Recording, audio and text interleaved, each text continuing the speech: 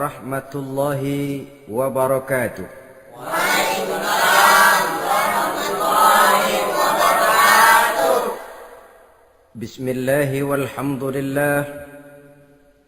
Wassalatu wassalamu ala sayyidina Rasulillah wa ala alihi wa sahbihi wa mawalah.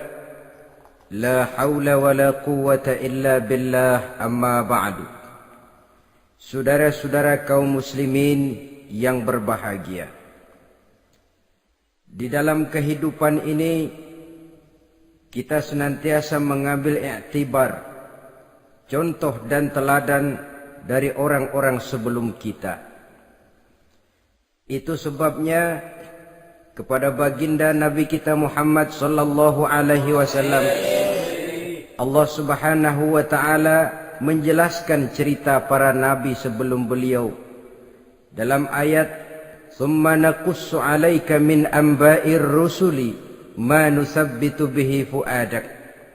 Demikianlah kami ceritakan kepadamu wahai Muhammad sebagian dari kisah para rasul-rasul sebelum kamu yang dengan itu akan memperkuat hatimu, meneguhkan keyakinanmu dan memantapkan pendirianmu. Inilah manfaatnya belajar dari sejarah. Jadi jangankan kita, baginda Nabi sendiri pun oleh Allah Subhanahu wa taala diceritakan sejarah para nabi sebelum beliau yang dimusuhi oleh umatnya, yang dicaci maki oleh kaumnya, yang terusir dari kampung halamannya, bahkan sampai ada yang terbunuh oleh umatnya. Itu seluruhnya merupakan iktibar manusabbitu bihi fu'adak, untuk memantapkan langkahmu, meneguhkan keyakinanmu dan menguatkan pendirianmu menghadapi perjuangan ini. Sehubungan dengan itu, pada pertemuan kali ini Al-Fakir ingin menyampaikan satu cuplikan kecil dari kehidupan seorang sahabat utama baginda Nabi, yaitu Sayyidina Umar ibn al-Khattab radhiyallahu anhu. Beliau adalah Umar bin Khattab bin Nufail bin Abdul Uzza dari suku Quraisy, golongan Bani Adi. Perawakannya tinggi, kekar dan gagah, melambangkan sifatnya yang pemberani, tegas, dan tidak pernah kenal takut kepada siapapun. Sebelum mendapat hidayah, Umar bin Khattab termasuk orang yang berdiri di barisan orang-orang yang memusuhi umat Islam. Ia terperangkap dalam tradisi jahiliyah, di mana gemar berperang dan bermabuk-mabukan juga merupakan hal-hal yang pernah dilaksanakan dalam kehidupannya sebelum beliau masuk ke dalam agama Islam. Oleh karena itu, dalam kehidupan beragama, hidayah merupakan sesuatu yang penting. Bagaimanapun banyaknya dosa dan kesalahan yang telah dilakukan oleh seseorang, tidak seharusnya menyebabkan ia putus asa dari rahmah Allah. Sebaliknya, bagaimanapun banyak kebajikan dan kebaikan yang sudah dikerjakannya, tidak perlu membuat dia besar hati, puas, bangga, apalagi menjadi lalai karenanya. Sebab kita belum tahu akan bagaimana ujung perjalanan dari kehidupan kita ini. Saudara-saudara, kisahnya pun masuk Islam merupakan peristiwa yang menarik. Pada satu hari, dengan pedang terhunus, Umar bin Khattab menuju Darul Arqam, tempat di mana baginda Nabi biasa berkumpul dengan para sahabat. Melihat mukanya yang beringas, matanya yang nanar, orang sudah menyangka dan mengerti ini tentu akan terjadi pembunuhan.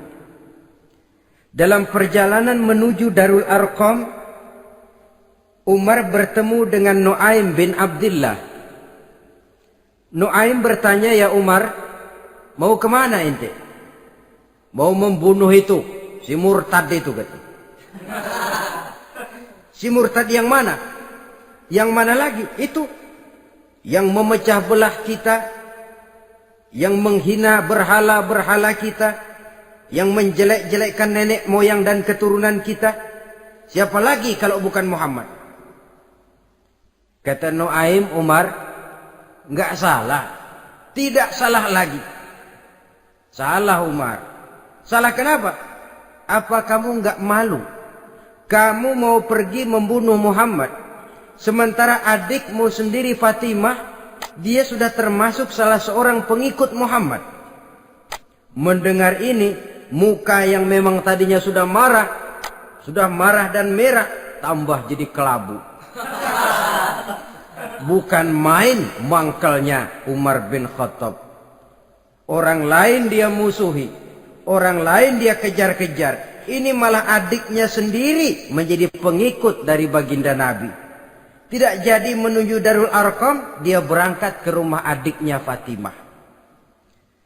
Adapun di rumah Fatimah sedang berkumpul Fatimah, suaminya Sa'id bin Zaid, dan seorang sahabat Habbab ibnul Arad. Mereka sedang membaca Quran. Waktu itu Quran belum lagi dijilid macam sekarang, jadi masih merupakan suhuf atau lembaran-lembaran tercecer saja. Ketuk pintu. Ya tentu tidak assalamualaikum karena dia belum Islam. Tok, tok, tok. Siapa di luar? Umar. Mendengar suaranya saja, ini sahabat yang namanya Habbab ibnul Arad sudah lari ke belakang pintu. Sambil komat kamit baca doa mohon diselamatkan oleh Allah. Adapun Fatimah yang sedang memegang suhuf, lembaran tulisan Quran itu, menyembunyikan suhuf itu di belakang bajunya. Umar masuk. Fatimah, saya bang. Apa benar berita yang saya dengar? Berita apa itu bang? Bahwa kau sudah masuk Islam. Bang, andai kata Muhammad memang benar, bagaimana? Sudahlah, jangan belit-belit. Jawab saja, kau masuk Islam benar atau tidak? Ya. Saudara hadirin, begitu dikatakan iya, tangannya langsung melayang, menampar muka adiknya ini, sehingga mengalir darah dari hidungnya. Suaminya Sa'id bin Zaid yang mencoba melindungi istrinya, dipegang lehernya, dibanting, diduduki dadanya. Oh ini jawara ini.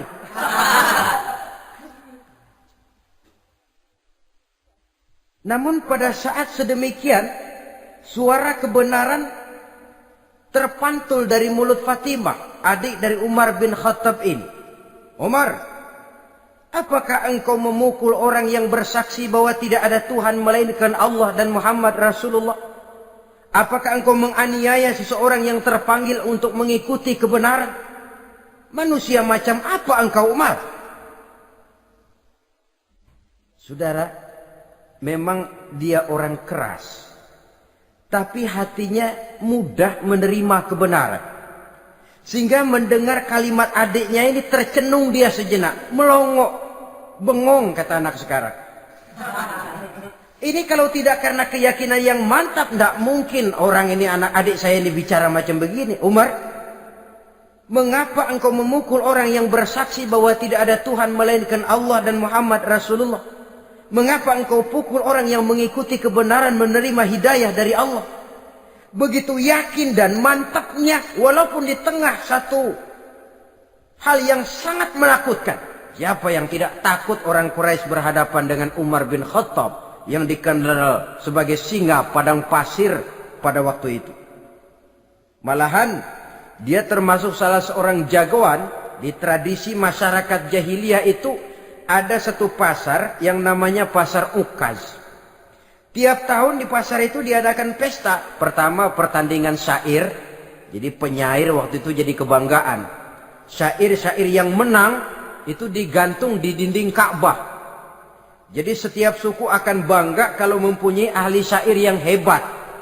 Nah, lalu diadakan juga lah perlombaan balap kuda, memanah, termasuk gulat. Lah Umar ini tiap kali pertarungan mesti menang. Belum pernah ada yang berhasil mengalahkan dia. Jawara. Saudara-saudara, mendengar adiknya begitu mantap hatinya. Apalagi ketika adiknya berkata begitu, suhuf, lembaran yang disembunyikan di belakang bajunya tersembul. Apa yang kau sembunyikan di balik bajumu itu? Suhuf. Apa suhuf itu? Lembaran Al-Quran. Coba saya lihat. Enggak boleh. Kenapa? Kamu kotor. Orang kotor tidak boleh megang Quran. Saya mau lihat. Enggak boleh. Kalau kamu mau lihat, mandi dulu. Diturutinya permintaan adiknya itu. Lalu diambilnya suhuf tadi. Dia baca. Kebetulan ayat yang dibacanya, ayat pertama dari surah Toha, yang berlanjut dengan ayat 14 pada surah yang sama. Dia baca. Bismillahirrahmanirrahim. Toha. Ma anzalna ilaikal Qur'ana litashqa. Illa tazkiratan liman yakhsha. Taha, tidaklah aku turunkan Al-Quran ini untuk bikin sukar manusia, melainkan merupakan pengingat bagi orang-orang yang takut kepada Allah.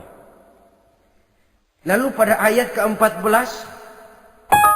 Innani anallahu la ilaha illa ana fa'budni.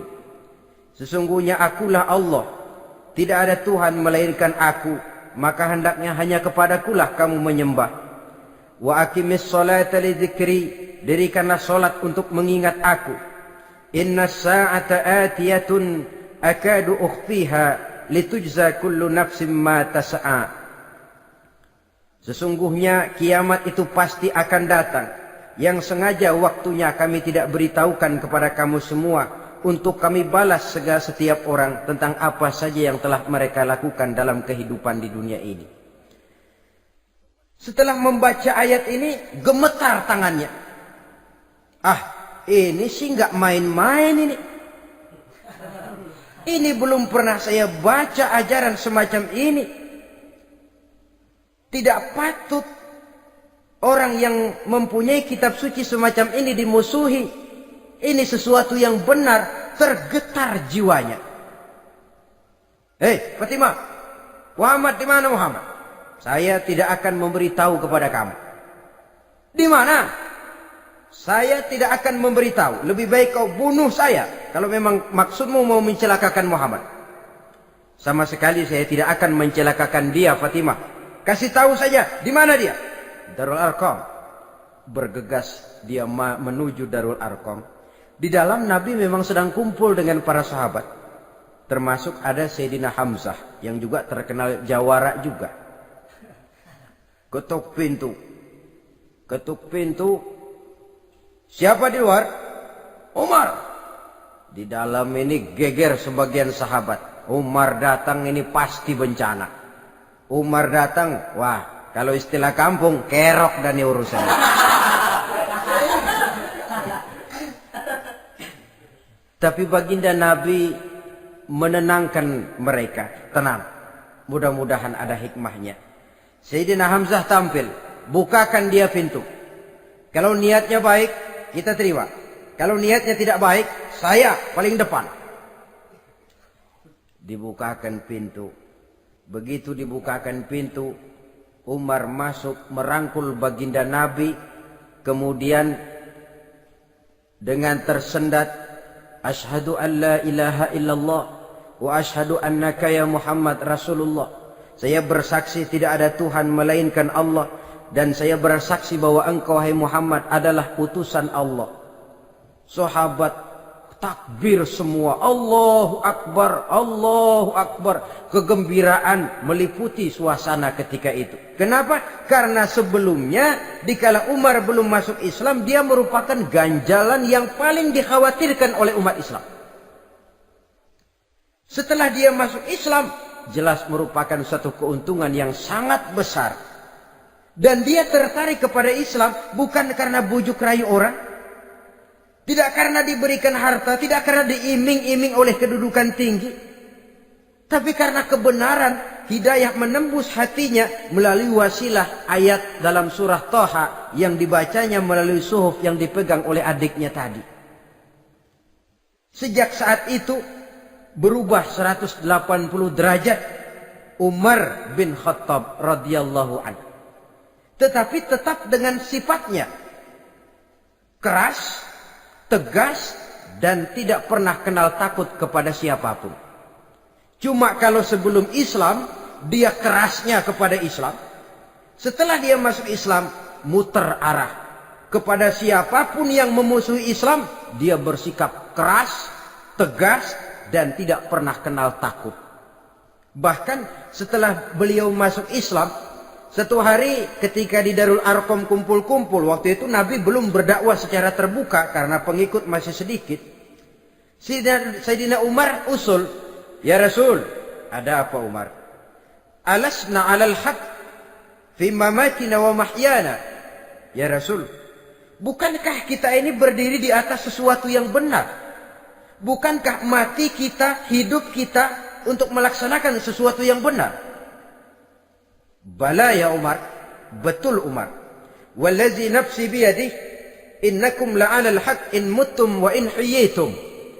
Demi Allah Umar, kata Nabi, sesungguhnya kamu dan kita semua berdiri di atas kebenaran, hidup ataupun mati. Setelah mendapat jawaban begini, Umar masuk kepada tujuan pembicaraannya. Izan ya Rasul, fa fimal ihtifa. Kalau memang begitu ya Rasul, kalau memang kita yakin kita berdiri di atas kebenaran, kita hidup karena kebenaran, kita mati pun memperjuangkan kebenaran, fa fimal ihtifa. Kenapa mesti ngumpet-ngumpet? Kenapa harus sembunyi-sembunyi? Wallazi ba'asaka bil haqq, demi Allah ya Rasul, la takhrujanna wa la nakhrujanna ma'ak. Tuhan harus keluar menyampaikan Islam ini secara terbuka, dan kami akan mendampingi Tuhan dengan segenap jiwa dan raga. Sekali masuk Islam gak tanggung-tanggung. Yang kayak begini ini yang kita perlukan sekarang ini. Begitu masuk Islam gak tanggung seluruhnya, jiwa dan raganya masuk Islam. Beliau yang pertama kali mengajukan ide, kenapa harus dakwah sembunyi ya Rasul? Wong kita berdiri di atas kebenaran, memperjuangkan sesuatu yang hak. Kalau kita mati, kita pun mati membela kebenaran. Kenapa mesti fafimal ikhtifa? Kenapa harus sembunyi-sembunyi? Mulai sekarang mari keluar ya Rasul, saya akan dampingi Tuhan, nyawa taruhannya. Saudara hadirin yang saya hormati, selalu dia tempat-tempat yang pernah dia melaksanakan maksiat sebelum dia Islam, selalu dia kunjungi sampai dia berkata, tidak ada tempat yang pernah saya melakukan kesalahan sebelum saya Islam yang harus saya tutupi dengan kebajikan setelah saya Islam sekarang ini. Bahkan ada satu riwayat menjelaskan beliau itu yang tinggi badannya, kekar perawakannya, gemetar orang ngadepin dia. Tapi beliau sendiri sangat mudah gemetar kalau sudah mendengar ayat-ayat Allah. Sehingga ada satu riwayat menjelaskan Sayyidina Umar itu setelah masuk Islam, kalau sholat kadang-kadang bila menoleh ke kanan beliau senyum, bila menoleh ke kiri beliau menangis berurai air mata. Ada orang bertanya, ya Umar, kenapa menengok ke kanan kau senyum, ke kiri kau menangis? Itulah kalau saya ingat jahilnya saya sebelum Islam. Adapun bila saya menoleh ke arah sebelah kanan saya tersenyum, teringat betapa dulu saya membuat berhala dari korma. Saya tumpuk-tumpuk, saya susun begitu.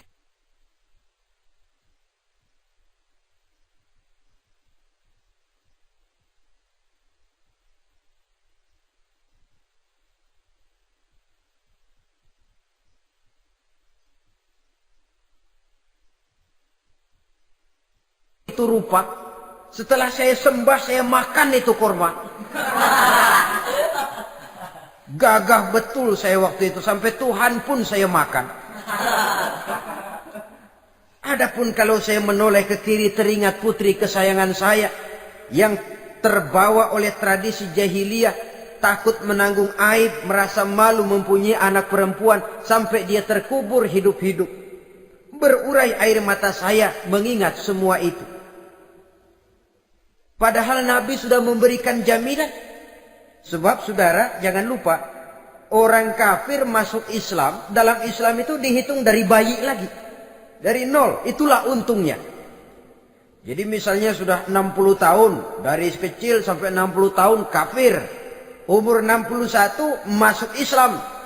Nah, sejak umur 61 itulah yang dihisab oleh Allah. 60 tahun ke bawah gratis bersih pemutihan.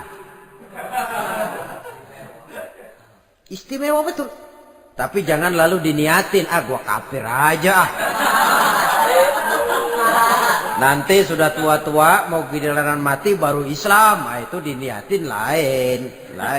Ini yang karena faktor hidayah, saudara-saudara. Nah, cintanya kepada baginda Nabi luar biasa. Dalam setiap pertempuran beliau selalu di front terdepan. Bahkan demikian cintanya sampai ketika hari di mana baginda Nabi wafat, saudara-saudara. Disampaikan berita wafat Nabi kepada Umar ini. Ya Umar, baginda Nabi sudah wafat. Kamu ngomong apa? Baginda Nabi sudah wafat. Bukan sedih, nyabut pedang, keluar matanya melotot. Siapa yang bilang Muhammad mati, saya tabas batang lehernya. Begitu cintanya beliau kepada baginda Nabi, sampai-sampai nggak menerima kalau Nabi wafat. Taruhlah nggak bisa mati bersamaan, bolehlah mati beriring-iring saja barangkali maksudnya. Saudara-saudara, cabut pedang, kelayaban kemana-mana. Ayo, siapa ngomong Muhammad mati, saya tabas batang lehernya. Sampai bertemu dengan Sayyidina Umar, Sayyidina Abu Bakar. Di tempat orang banyak, Sayyidina Abu Bakar yang bijaksana ini pidato. Ayuhan nas, man kana ya'budu Muhammadan fa inna Muhammadan qad mata. Wa man kana ya'budu Allah fa inna Allah hayyun la yamut. Wahai manusia, barang siapa yang menyembah Muhammad, maka Muhammad sudah mati. Tetapi barang siapa yang menyembah Allah, Allah akan hidup selamanya dan tidak akan pernah mati. Mendengar pidato ini, Sayyidina Umar sadar bahwa sebenarnya yang tidak bisa mati itu cuma Allah. Bagaimanapun agungnya baginda Nabi, besarnya baginda Nabi, tinggi akhlak budi pekertinya Nabi, cintanya beliau kepada Nabi, toh Nabi manusia. Dan manusia harus mati. Kemudian dibacakan surah Ali Imran ayat 144. Wa ma Muhammadun illa rasul qad khalat min qablihi rusul afa immata aw qutilan qalabtum ala aqabikum. Muhammad tidak lain daripada manusia, telah datang kepadanya rasul. Apakah jika ia mati engkau kembali menjadi murtad atau mundur ke belakang? Mendengar ayat ini dibacakan, Sayyidina Umar sadar, berurai air matanya, menangis dalam kesedihannya. Ini cintanya yang demikian tinggi kepada baginda Rasulullah sallallahu alaihi wasallam. Begitulah seluruh kesalahan yang dia lakukan pada saat sebelum dia masuk Islam, berusaha dia tutupi dan dia tebus dengan segala kebaikan, pengabdian, perbuatan soleh setelah dia masuk Islam. Sehingga diajarkan oleh baginda Nabi, ittaqillaha haitsu ma kunta wa atbi'i sayyi'atal hasanata tamhuha wa khaliqin nasa bi khuluqin hasanin. Bertakwalah kamu kepada Allah, kata Nabi, dimanapun saja kamu berada. Jadi takwa tidak kenal tempat. Dimanapun saja kamu berada, bertakwalah kepada Allah. Di rumah takwa, di pasar takwa, di kantor takwa, di tengah orang banyak takwa, pada waktu sendirian takwa. Ittaqillaha haitsu ma kunta. Bertakwalah kau kepada Allah dimanapun saja kamu berada. Jangan takwa pakai tempat. Di masjid takwa, di kantor nyolong. Itu tidak haitsu makunta. Yang diajarkan oleh Nabi, dimanapun kamu berada, bertakwalah kepada Allah.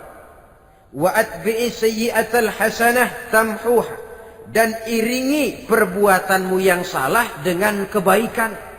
Jadi kalau satu saat terselip kita berbuat salah, cepat iringi dengan kebaikan. Tamhuha, dengan harapan kebaikan yang kita kerjakan akan menutupi dosa yang terselip kita lakukan. Ngomongin orang, astagfirullahalazim. Banyak istighfar. Istighfarnya mudah-mudahan bisa nutupin dosa karena ngomongin orang. Tapi jangan lalu tambah sulap.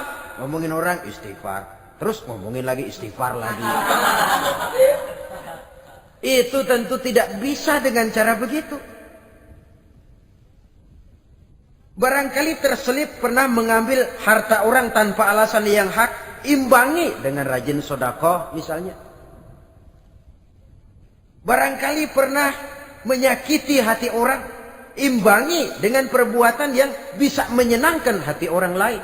Itu namanya mengiringi perbuatan yang bersifat salah dengan kebajikan. Ini yang dilakukan oleh Sayyidina Umar. Setiap pelosok hampir dia datangi. Tempat-tempat di mana dia pernah melakukan kesalahan sebelum Islam, di sana dia tegakkan kebajikan dan kebaikan. Kegagahannya, keperkasaannya, keberaniannya sepenuhnya bulat-bulat sudah diwakafkan untuk kepentingan Islam. Saudara hadirin yang saya hormati, diperlukan orang-orang yang punya keberanian macam Sayyidina Umar. Berani karena panggilan hidayah, bukan berani babi. Babi berani juga babi, cuman nyeruduk. Artinya berani yang tanpa pertimbangan. Berani yang tanpa pertimbangan pada akhirnya akan menyulitkan kita sendiri. Beliau gagah, beliau berani, beliau punya kekuatan, beliau punya wewenang. Dan itu dimanfaatkannya untuk menjadi backing baginda Nabi kita Muhammad sallallahu alaihi wasallam. La takhrujanna wa la nakhrujanna ma'ak ya Rasul. Ya Rasul, keluar, sampaikan dakwah secara terbuka. Saya akan mendampingi Tuhan. Jika ada yang ganggu Tuhan, saya paling depan. Backing yang mendampingi Rasul untuk menyampaikan risalah Islamiyah ini. Saudara hadirin yang saya hormati,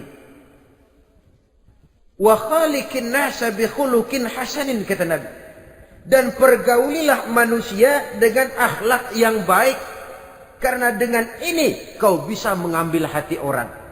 Dalam hadis lain katakan, innakum la tas'una an-nasa bi amwalikum walakin yas'uhum minkum bastul wajhi wa husnul khuluq. Kamu tidak akan bisa menyenangkan orang banyak dengan hartamu, tapi kamu bisa ambil hati mereka dengan budi pekerti yang luhur dan muka yang manis. Dengan harta belum tentu kita bisa menyenangkan semua orang. Tapi budi pekerti yang luhur, muka yang manis, itu yang akan bisa membuat kau menyenangkan orang banyak.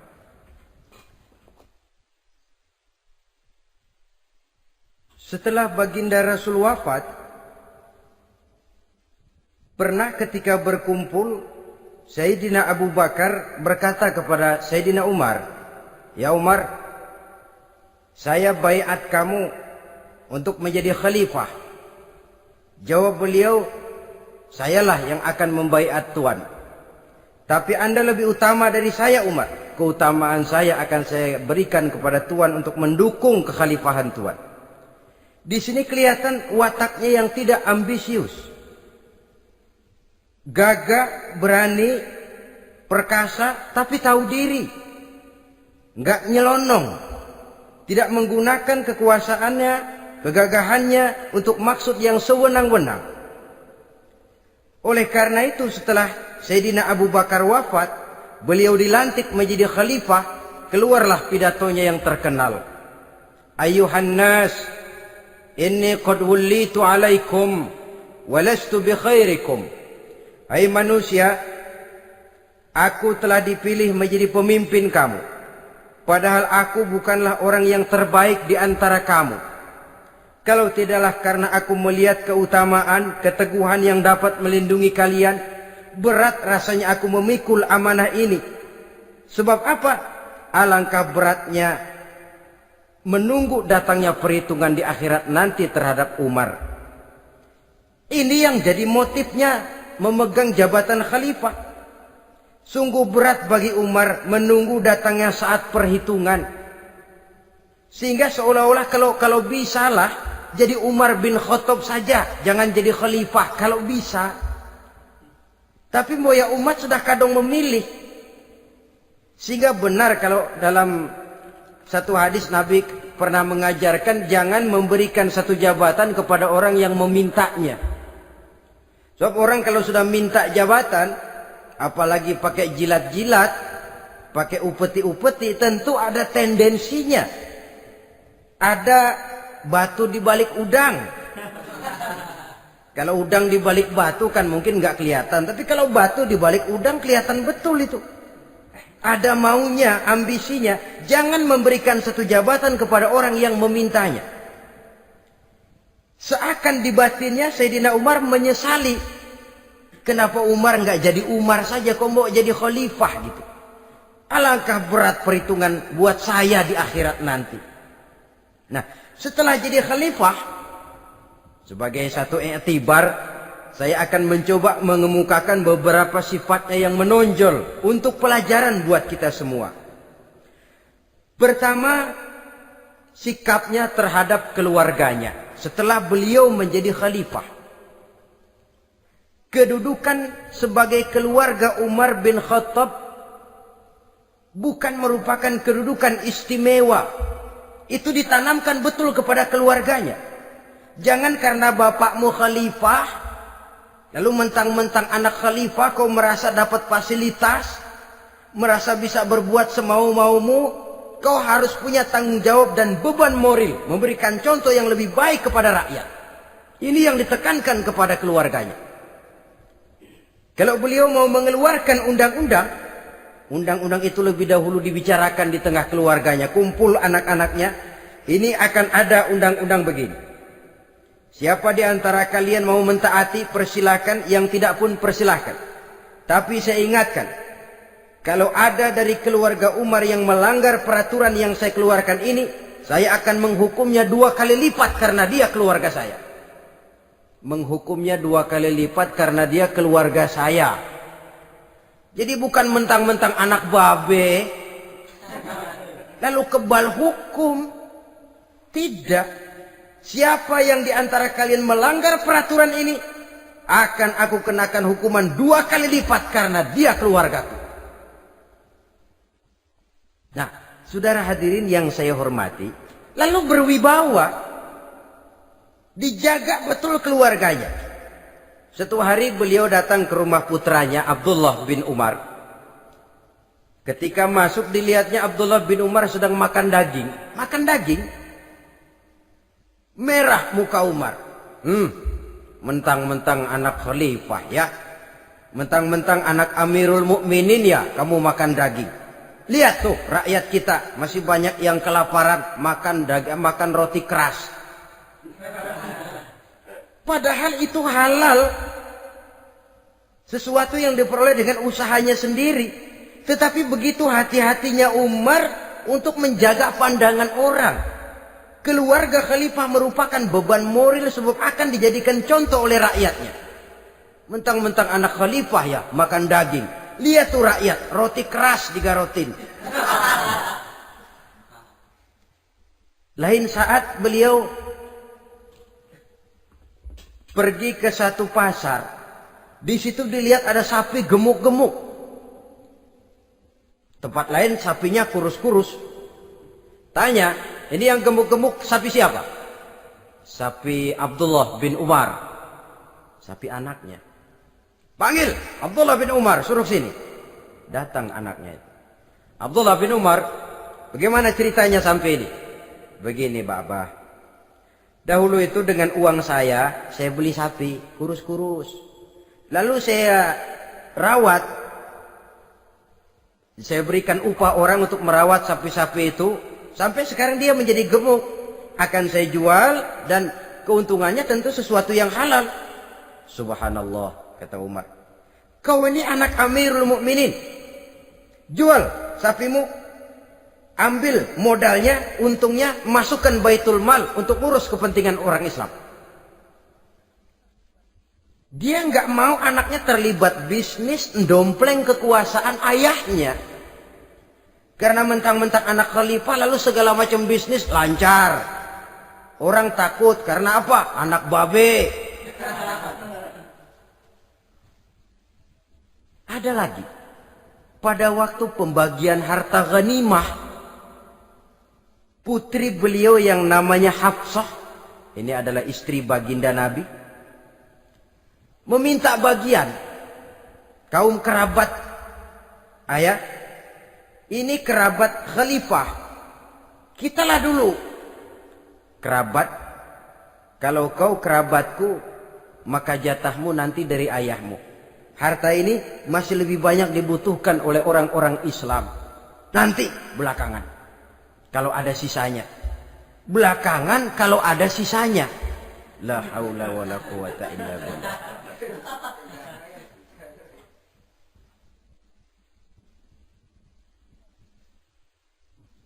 Saudara hadirin, itu terhadap keluarganya. Kemudian apa sifat-sifat yang menonjol dari kepemimpinannya? Pertama, kesederhanaannya.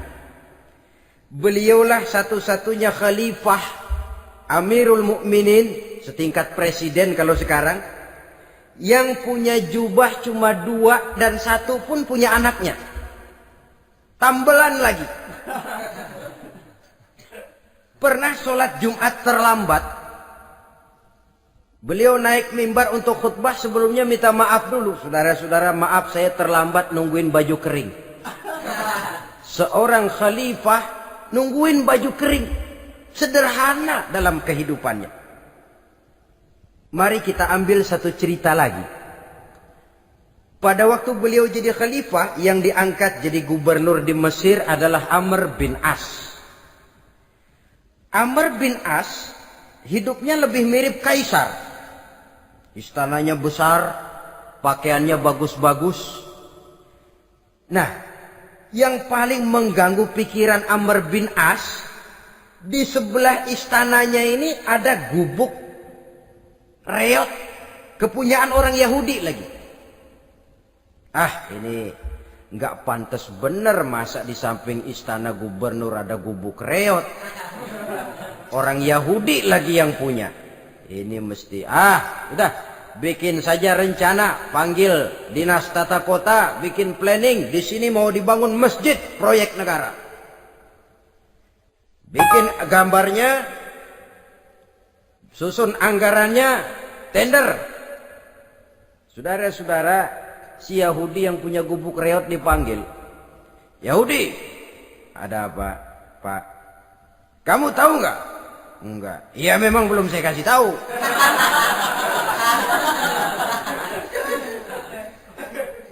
Ada apa, Pak? Itu kamu punya gubuk. Tahu? Kena proyek. Proyek apa, Pak? Kami mau bangun masjid besar di situ. Dan tidak sesuai ada gubuk reot di samping tempat gubernur. Jadi maksud Bapak, gubukmu, tanah-tanahnya mau saya bebaskan. Saya beli. Enggak mau, Pak. Saya enggak mau jual. Saya bayar 2 kali lipat. Enggak mau. 3 kali lipat. 6 kali lipat juga enggak mau, Pak. Saya dari muda peres keringat banting tulang cuma segitu-gitunya, Pak, tempat saya tinggal. Gubuk reot sama tanahnya sedikit. Makmur saya, Pak, cuma rumah sama sumur.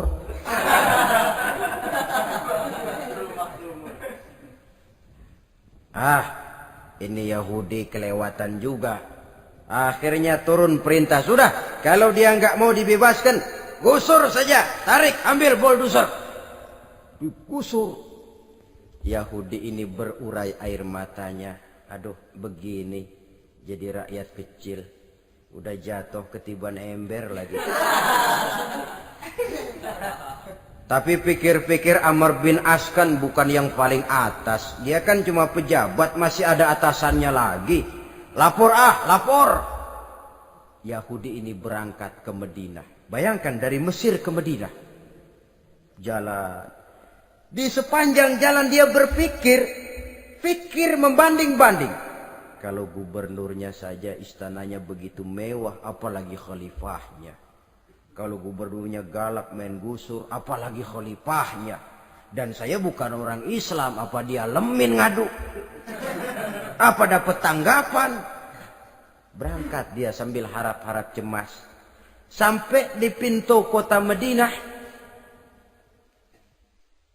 dia temui orang lagi tidur di bawah pohon korma. Selamat siang, Pak. Ada apa? Pak. Apa?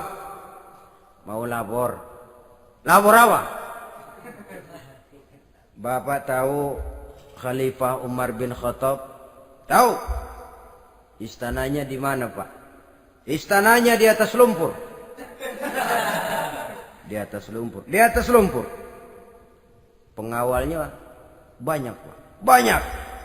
Siapa, Pak? Yatim piatu, janda-janda tua, orang-orang miskin, orang-orang lemah, itu pengawalnya. Pakaian kebesarannya apa sutra apa, Pak? Pakaian kebesarannya malu dan takwa. Saya nggak ngerti, Pak. Itulah Umar bin Khattab. Lalu orangnya sekarang di mana, Pak? Di depan ente. Rupanya yang dia tanya itulah orangnya. Gemeter Yahudi ini, keringat bercucuran. Coba, istananya di atas lumpur. Sebab beliau berprinsip, bagaimana saya bisa menghayati nasib rakyat kalau saya tidak merasakan apa yang mereka rasakan? Bagaimana saya nggak bisa tahu sakitnya lapar kalau saya belum pernah kelaparan? Itu prinsipnya. Istananya di atas lumpur. Para pengawalnya yatim piatu, janda-janda tua, orang-orang miskin, orang-orang lemah dan tidak mampu. Dan pakaian kebesarannya malu dan takwa. Kamu dari mana? Dari Mesir, Pak. Ada apa? Mau laporan gubernur Bapak di Mesir yang namanya Amr bin As. Kenapa? Main gusur aja, Pak. Ceritanya? Iya, dia mau bangun masjid. Kebetulan di areal itu saya punya tanah sama gubuk segitu-gitunya. Saya nggak mau dibeli, digusur, Pak. Saya mau mencari keadilan. Begini. Kamu lihat tempat sampah itu? Lihat. Di situ banyak tulang. Coba kamu ambil kemari satu. Tulang unta, bawa sini. Bingung Yahudi. Pak, saya kemari mau cari keadilan. Kalau tulang mah di Mesir juga banyak, Pak. Sudahlah, pokoknya kau ambil saja tulang itu. Dicoker-coker, dapat, dikasih. Tulang itu digaris lurus oleh Sayyidina Umar dengan ujung pedang. Red. Nah, kau bawa kepada Amr bin As. Makin bingung itu Yahudi. Suruh bawa tulang cuman digaris. Nanti saya ngomong apa, Pak? Sudahlah, kasih saja. Pulang dia. Sampai di Mesir. Tuan Gubernur, ada apa? Saya baru menghadap khalifah. Kemudian beliau sampaikan ini, dikasih tulang. Amr bin As ngelihat tulang ada goresan lurus dengan ujung pedang, gemetar. Badannya keluar keringat dingin. Panggil kepala proyek. Proyek batal. Masjid nggak jadi didiriin. Itu gubuk Yahudi diriin lagi. Ini Yahudi makin bengong. Ini gubernur dapat tulang doang segitu takutnya.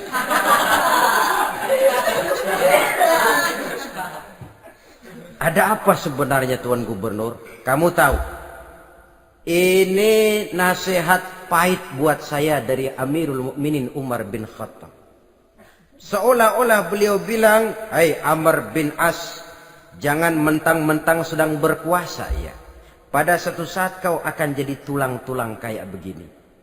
Maka mumpung kamu masih hidup dan berkuasa, berlaku lurus dan adillah kamu seperti lurusnya garis di atas tulang ini. Red. Lurus, adil, jangan bengkok. Sebab kalau kamu bengkok, nanti aku yang luruskan pakai pedangku.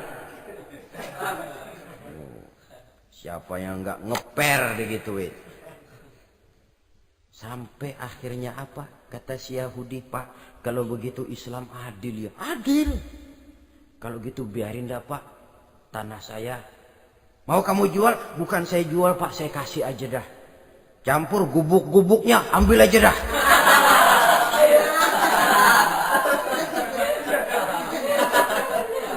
Masuk Islam si Yahudi ini oleh karena keadilan dari Umar bin Khattab. Begitulah kesederhanaan hidupnya. Sampai saudara, yang ironi betul, pernah Utsman bin Affan, Ali bin Abi Thalib, Thalhah dan Zubair kumpul mendengar berita bahwa Sayyidina Umar ini punya hutang. Bayangkan, seorang khalifah untuk melangsungkan hidupnya sampai punya hutang. Padahal Baitul Mal di bawah kekuasaannya. Berunding Utsman, Ali, Thalhah, Zubair. Kalau kita langsung ngomong sama Umar nggak enak dong, dia nggak bakalan terima. Lewat putrinya aja, Hafsah. Baik. Hafsah ngomong sama Umar, Abah, kenapa? Bagaimana kalau honor Abah ditambah, ditingkatkan supaya hutang bisa ketutup? Hafsah, saya Abah. Siapa yang nyuruh kamu ngomong begitu? Enggak ada. Ada. Saya tahu ada ini. Kalau enggak ada kamu enggak mungkin ngomong begitu. Tapi orangnya kalau saya tuntut mereka mungkin enggak mau. Sekarang saya mau tanya Hafsah. Kau kan istri Rasul. Betul. Nah, saya mau tanya. Suamimu makanannya apa? Daging? Bukan. Roti. Tempat tidurnya kasur empuk? Bukan. Kain kasar yang kalau musim panas kami bentangkan, kalau musim dingin separuh buat tidur, separuh buat selimut. Pakaian yang dibelikan untukmu berapa banyaknya? Cuma 2. Nah, itu guru saya. Orang yang paling saya cintai. Dan itu yang saya ikuti. Bahkan setelah beliau wafat, Sayyidina Umar ini, hutangnya ditanggungkan kepada anaknya Abdullah bin Umar. Dan itu pun dilunasi dengan menjual rumahnya. Sehingga rumahnya itu disebut Darul Qadha, rumah bayar hutang. Begitu kesederhanaannya. Jadi nggak pakai aji mumpung jadi khalifah lalu kayak ikan gurita, tangan yang mana aja megang. Itu kan mental monyet. Monyet itu kan begitu. Tangan megang kiri kanan, mulut ngawal, kaki megang, temennya dikasih masih ngerampas juga. Monyet rakus betul itu. Itu kesederhanaannya. Kenapa kesederhanaan ini timbul? Karena sikap zuhudnya. Zuhud itu tarkud dunia li ajlil akhirah. Orang yang mengambil dunia hanya yang diperlukan dengan lebih mengutamakan kehidupan akhirat. Watak zuhudnya yang sangat menonjol. Dialah pahlawan yang paling berani di medan perang. Dialah imam yang paling khusyuk di masjid. Dan tidak jarang kalau sholat sendiri, begitu membaca ayat yang menceritakan neraka, nangis berurai air matanya. Saudara hadirin ma'asyiral muslimin rahimakumullah. Jadi kesederhanaan dan kezuhudan ini bukan lewat teori disampaikan oleh Umar. Bukan lewat penataran seluruh aparat, tidak. Lewat contoh konkret, inilah saya. Contoh sederhana dan zuhud. Bagaimana saya akan bisa merasakan penderitaan ini kalau saya sendiri tidak pernah menderita? Bagaimana saya akan tahu sakitnya lapar kalau saya belum pernah kelaparan? Maka tanpa penataran, tanpa upgrading segala macam, berhasil karena prinsip keteladanan. Beliau jadi contoh utama. Dan sumber utamanya tentu tidak lain karena contoh dari baginda Nabi besar Muhammad sallallahu alaihi wasallam. 2, sederhana, yang kedua zuhud. Yang ketiga, sifat yang menonjol dari kekhalifahannya adalah adil. Kalau sudah bicara soal hukum, dia tidak pernah kenal kompromi. Adalah seorang pemuka Nasrani masuk Islam. Namanya Jabalah bin Aiham. Ketika dia bikin haji, kain ihramnya keinjak orang Arab yang hitam. Badui. Jengkel. Dia merasa bekas tokoh. Enak aja nih orang udah jelek nginjak lagi. Ditempeleng orang tadi. Orang ini lapor kepada Umar. Panggil Jabalah bin Aiham. Panggil. Kau ditampar? Betul Khalifah. Tampar dia. Tampar lagi. Dipukul orang itu. Di depan Sayyidina Umar.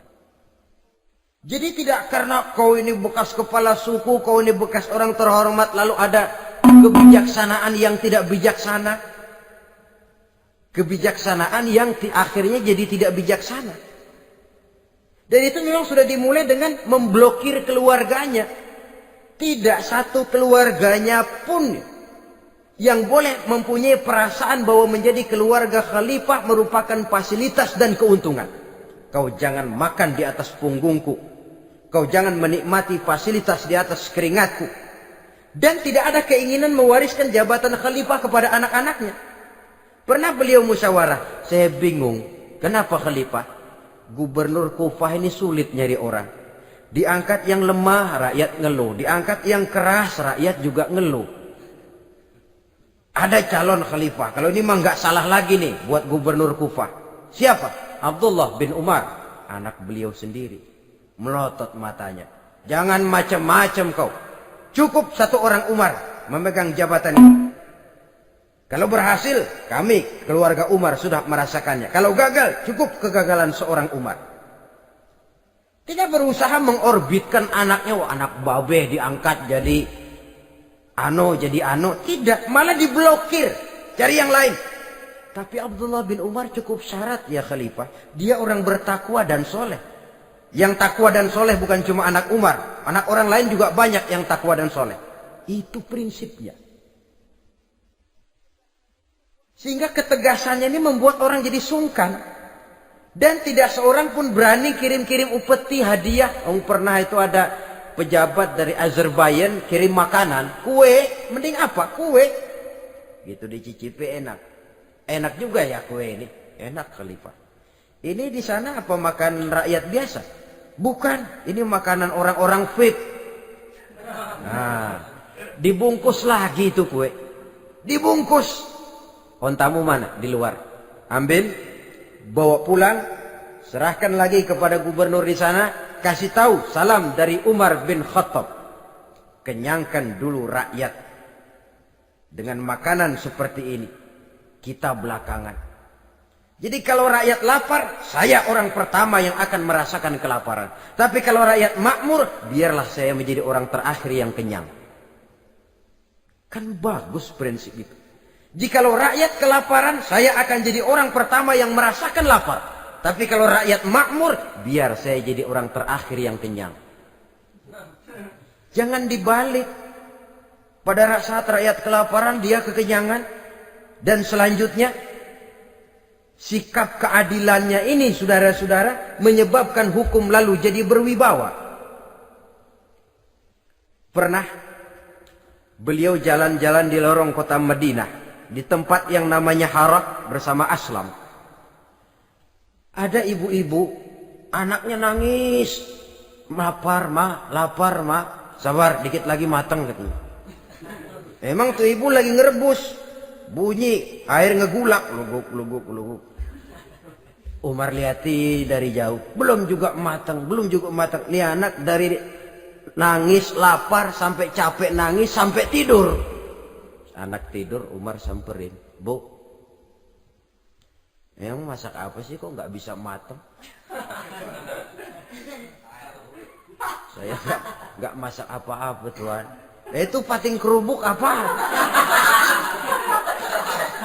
Ketika dibuka ya cuma air saja.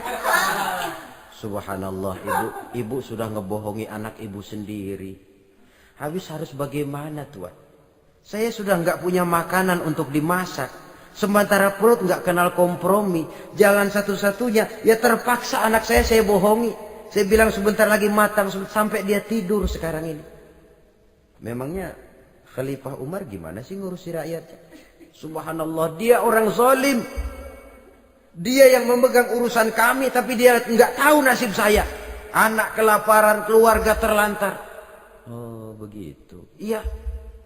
Zalim betul Umar bin Khattab itu. Kalau begitu ibu tunggu sebentar.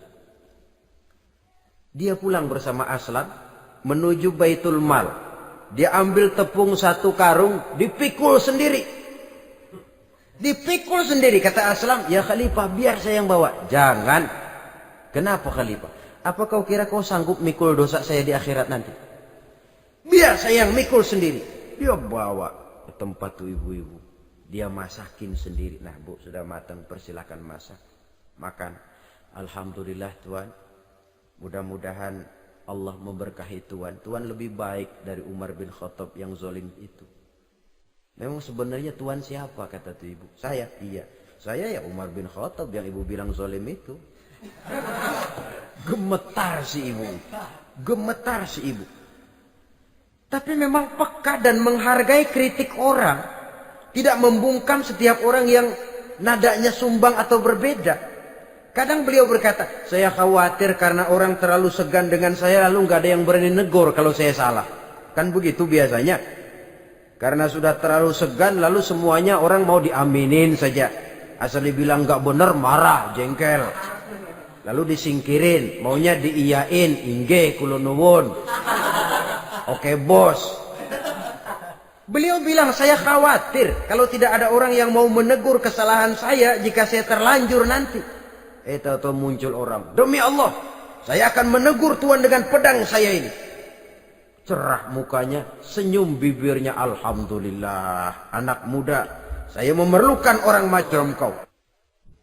Yang berani berkata ya terhadap yang benar dan tidak terhadap yang tidak benar, apa dan bagaimanapun resikonya.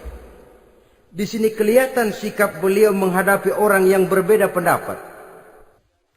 Keadilan, keberanian dan ketegasan, cepat menerima kebenaran merupakan serentetan dari sifat-sifat utama beliau sejak masuk Islam sampai menjadi khalifah yang kedua. Bahkan dengan jasa beliau, Islam kemudian tersebar, menembus dinding Jazirah Arabia, memasuki Bizantium dan Persia, sehingga beliau juga dikenal sebagai periode Al-Futuhat Al-Islamiyah. Nah, saudara-saudara, inilah cuplikan kecil dari kehidupan seorang agung dan besar yang memang sangat terbatas kata-kata untuk melukiskan kebesaran itu. Namun yang secuplik ini mudah-mudahan menjadi sumbangan moral dalam rangka kita memperbaiki diri menuju kehidupan yang lebih baik. Terima kasih banyak atas segala perhatian. Mohon maaf atas segala kekurangan. Usikum wa nafsi bitaqwallah. Wassalamualaikum warahmatullahi wabarakatuh.